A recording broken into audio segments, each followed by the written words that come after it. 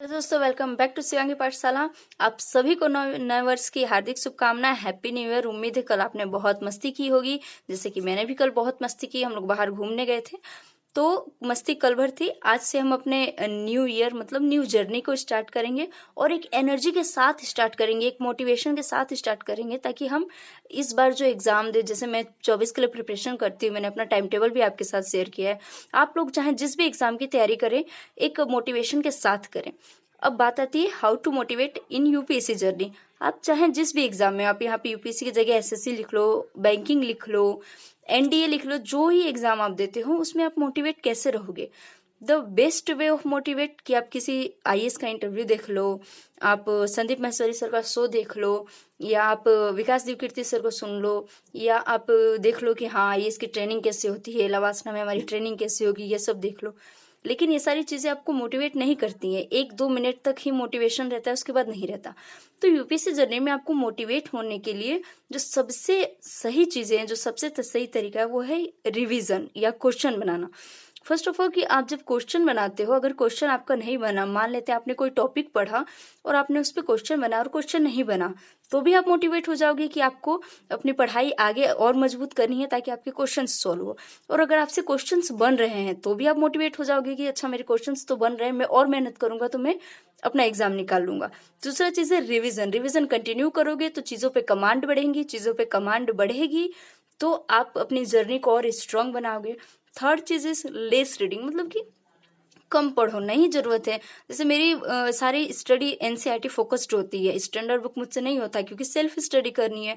तो एनसीईआरटी पे मैं ज्यादा फोकस करती हूँ। तो कम किताबें पढ़ो जो आपको ज्यादा फायदा दे, कम चीजें जो आपको ज्यादा फायदा दे।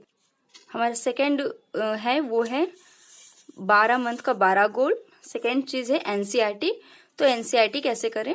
एनसीईआरटी पे ज्यादा फोकस करना है, एनसीईआरटी को लाइन बाय लाइन पढ़ना है और बहुत ही अच्छे से पढ़ना है, ताकि एनसीईआरटी पे आपकी कमांड होगी। जब आप एक बार एनसीईआरटी पढ़ोगे उसके बाद आपको चीजों को दिखने का नजरिया कुछ और होगा, आप चीजों को अलग तरीके से देखोगे। मैं खुद जब स्टैंडर्ड बुक पढ़ती थी और मुझसे समझ में नहीं आता था तो कभी कभी लगता था कि अच्छा यूपीएससी शायद हार्ड है, मेरे बस का नहीं है, सेल्फ स्टडी वालों के लिए नहीं है, कोचिंग चाहिए होगी।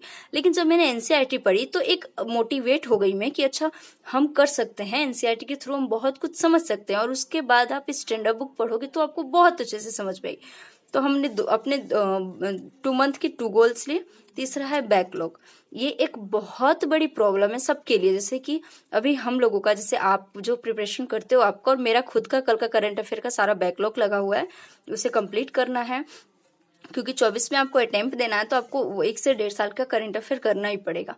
तो बैकलॉग के लिए मेरे लिए मैं सबसे अच्छा करती हूँ कि मान लेते हैं जैसे पर डे आपको 10 घंटा पढ़ना है, मैं पर डे 8 घंटा पढ़ती हूँ, तो 8 घंटा की आपको पर डे पढ़ना है। और आपको किसी दिन के 2 घंटे का क्लास का बैकलॉग लग गया, 3 घंटे के क्लास का बैकलॉग लग गया, एक एनसीईआरटी का बुक का बैकलॉग लग गया, तो उसे अगले डे से ऐसा मत करना कि अगले दिन आप 8 घंटे के साथ 4 घंटा और एक्स्ट्रा पढ़ रहे हो, तो आप बीमार पड़ जाओगे, फालतू में तबीयत खराब हो जाएगा। और तबीयत खराब होने का मतलब कि अगले 4 दिन तक आप रेस्ट मारोगे। इससे अच्छा है कि आप अगले दिन अपना जो कंटिन्यू पढ़ाई करते हो उसको करो, और जो बैकलॉग लगा है उसको थोड़ा थोड़ा करके रिवीजन करो, थोड़ा थोड़ा करके आप उसको रीडिंग करो और समझो। This is the best way. 4 month 4 goal. YouTube, बहुत बड़ा क्वेश्चन कि यूट्यूब से स्टडी करे या नहीं करे। जैसे कि मेरी स्टडी में यूट्यूब सिर्फ करंट अफेयर के लिए है और मैं ब्लाइंडली ट्रस्ट करती हूँ दृष्टि पे, इसलिए मैं वहां से करंट अफेयर करती हूँ और उसको बहुत ही हद तक मेरी पूरी करंट अफेयर की स्टडी उससे होती है।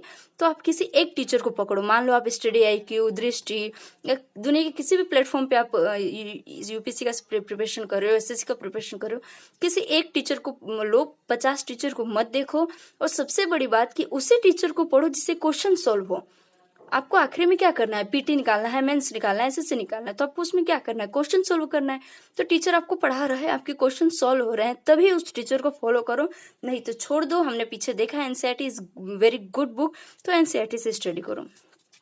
ये है हमारा नेक्स्ट हॉलीडे। हाँ, हम में से कुछ स्टूडेंट्स जैसे हम लोग हैं जो यूपीएससी की पीसीएस का प्रिपरेशन करते हैं, इनको संडे को भी पेपर्स या करंट अफेयर पढ़ने पड़ते। तो मैं क्या करती हूँ कि संडे सैटरडे मेरा नहीं होता पढ़ाई में, मंडे टू फ्राइडे पढ़ाई करती हूँ। और आप लोग भी ऐसा ही रूटीन बनाओ कि आपको 1 या 2 दिन मस्त घूमने फिरने को मिले। स्टार्ट में तो बिल्कुल भी घूमना फिरना जरूरी है, बाद में जैसे जैसे पढ़ाई आपकी बढ़ेगी तो आप अपनी हॉलीडेज को कम करना, बट महीने में 2 दिन या पर वीक 1 दिन, जैसे मेरे पर वीक 1 डे रहता है, क्योंकि मुझे उस दिन बहुत घूमना फिरना भी पसंद है, या मैं बाकी सारी चीजें कर लेती हूँ, मूवी देख लेती हूँ संडे को। बस एक हाँ, और जो बहुत ज्यादा जरूरी चीजें हैं जैसे करंट अफेयर आपको जरूरी है तो 1-2 घंटे का क्लास करो, देन उसको छोड़ दो और उसके बाद अपना हॉलीडे एंजॉय करो।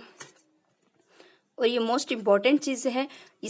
मेरी लाइफ पहले भी बहुत वो थी, मतलब कि मैं खुद नहीं उठती थी सुबह, लेकिन जब से मैंने उठना स्टार्ट किया देन आई रियलाइज कि अच्छा सुबह उठना कितना जरूरी है। कहते हैं ना कि आप जब सुबह उठोगे तो आपके पास एक पूरा दिन पड़ा रहेगा काम करने के लिए, मेहनत करने के लिए।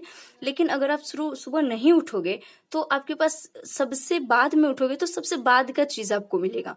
जैसे कि कहावत कहते हैं कि जो फसल पहले बोई जाती है वो आराम से पकती है, आराम से कटती है और वो आराम से चलती है, लेकिन जो फसल बाद में बोई जाती है उसको पकाने में, काटने में, उसके डूबने का चांसेस ज्यादा होता है। तो सुबह उठो, सुबह उठ के आप टहल लो थोड़ा, कहीं घूम लो, नेचर के साथ खुद को कनेक्ट करो। रिवीजन का बेस्ट टाइम है सुबह उठना, ठीक, घूम फिर लो, मस्त एंजॉय करो। इसके बाद है हमारा हैप्पी। अच्छा, ये चीज बहुत जरूरी है, क्योंकि आप अगर पॉजिटिव रहना इसलिए जरूरी है क्योंकि आप कोई भी प्रिपरेशन करते हो तो बहुत ही लंबी खींचती है। जैसे कि यूपीएससी की प्रिपरेशन 2 साल 3 साल लगे, अगर आप हैप्पी नहीं रहोगे, पॉजिटिव नहीं रहोगे तो कैसे काम चलेगा। तो इसके लिए मैंने आपको कहा ना, क्वेश्चंस बनाओ, हैप्पी रहना सीख लोगे। स्पिरिचुअल, खुश रहने के लिए एक बहुत बड़ा रीजन होता है पूजा करना। पूजा आपको क्या करते हैं कि तो सबसे पहले डिसिप्लिन करते हैं कि आपको सुबह नहाना है, नहा के पूजा करना है, देन आपको खाना खाना है। तो अनुशासन धीरे धीरे, सुबह अगर आप जल्दी उठते हो तो सारी चीजें भी हो जाएंगी। और कहीं ना कहीं ये बहुत बड़ा रोल प्ले करते हैं हमारे माइंड को कंट्रोल करने में। थर्ड इज योगा, एक्सरसाइज या मेडिटेशन। इसको भी कीजिए क्योंकि योगा बहुत ही जरूरी है। आपको अगर कुछ नहीं आता है तो आप रोज सुबह उठ के ओम का जाप कीजिए, 10 मिनट 15 मिनट जितना मिनट आप कर सके। और उससे भी आपको कुछ नहीं है तो आप वॉकिंग कीजिए, टहलना शुरू कीजिए, दैट्स बेस्ट। इसके बाद वो बुक रीडिंग, हमेशा एक एक्स्ट्रा बुक पढ़ते रहिए। ऐसा नहीं कि बस सिलेबस का पढ़े जा रहे हैं। बहुत अच्छी अच्छी बुक्स होती हैं, जैसे कि मैं भी कभी कभी पढ़ती हूँ, खासकर जिस दिन मेरी छुट्टी होती है पढ़ाई की हर संडे को, उस दिन मैं एक्स्ट्रा बुक कोई ना कोई पढ़ती हूँ मोटिवेशन के लिए। कोशिश कीजिए कि कहानी कविताओं की बुक्स ज्यादा पढ़े, क्योंकि वो आपको प्रेशर नहीं डालती दिमाग पे, ठीक। इसके बाद है चैलेंज योरसेल्फ। खुद को छोटे छोटे चैलेंज देना स्टार्ट करो कि अच्छा मुझे कल एनसीईआरटी का फर्स्ट चैप्टर करना है तो करना ही है। अगर बुक से नहीं हो रहा है तो लेक्चर से करना है, लेकिन करना ही है।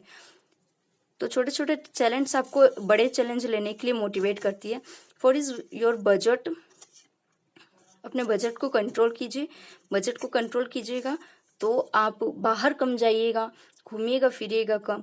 तो सारी चीजें हैं 12 मंथ। इसके बाद मैंने कुछ एक्स्ट्रा पेजेस रखे हैं जिसको आप ले लीजिए, और ये सी आपको हेल्प करेगा, आपको आपके दिमाग में अगर और कुछ हो तो उसको लिखने में। तो करिए, अपने आप को चैलेंज कीजिए, यूपीएससी निकालिए। Thank you. मेरे चैनल को सब्सक्राइब कीजिए, लाइक कीजिए। मिलते हैं नेक्स्ट वीडियो में।